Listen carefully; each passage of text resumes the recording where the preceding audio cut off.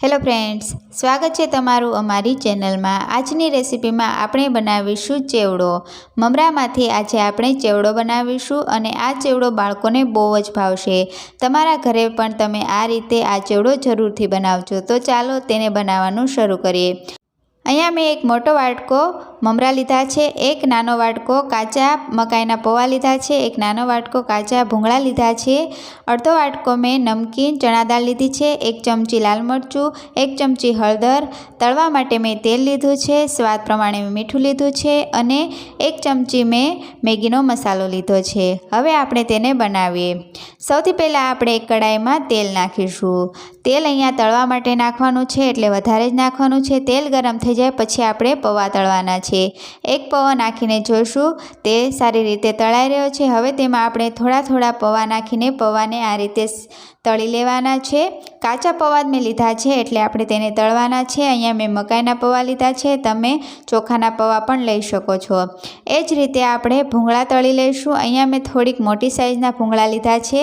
બહુ નાની સાઇઝના ભૂંગળા પણ આવે છે ચેવડા માટેના, તે પણ તમે લઈ શકો છો। ભૂંગળાને પણ મેં સારી રીતે તળી લીધા છે। અહીંયા ભૂંગળા અને પૌવા મેં તળાઈ ગયા છે। હવે આપણે તેલ જે વધ્યું છે તેમાંથી બધું તેલ કાઢીને 3 ચમચી જેટલું તેલ કડાઈમાં રહેવા દેવાનું છે। પછી તેમાં આપણે 1 ચમચી હળદર નાખીશું અને હળદરને સારી રીતે મિક્સ કરી દઈશું। ગેસને આપણે ધીમો જ રાખવાનો છે। હળદર સારી રીતે ચડી જાય પછી ગેસને બંધ કરી દેવાનો છે। પછી તેમાં આપણે 1 ચમચી લાલ મરચું નાખવાનું છે।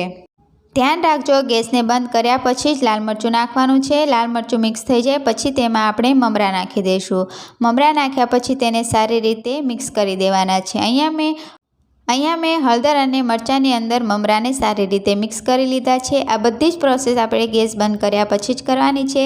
હવે એક મોટી ડીશ લઈ લઈશું, તેની અંદર વઘારેલા મમરા નાખીશું, પછી તેમાં તળેલા મકાઈના પૌવા અને પછી તળેલા ભૂંગળા નાખી દઈશું।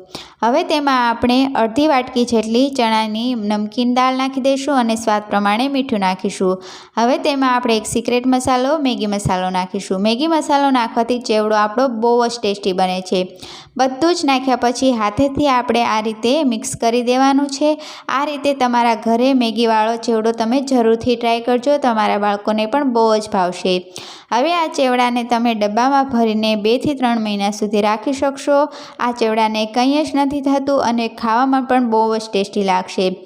તમે પણ તમારા ઘરે આ રીતે મમરાનો ચેવડો જરૂરથી ટ્રાય કરજો અને અમને કમેન્ટમાં કહેજો કે તમને અમારી આ રેસીપી કેવી લાગી।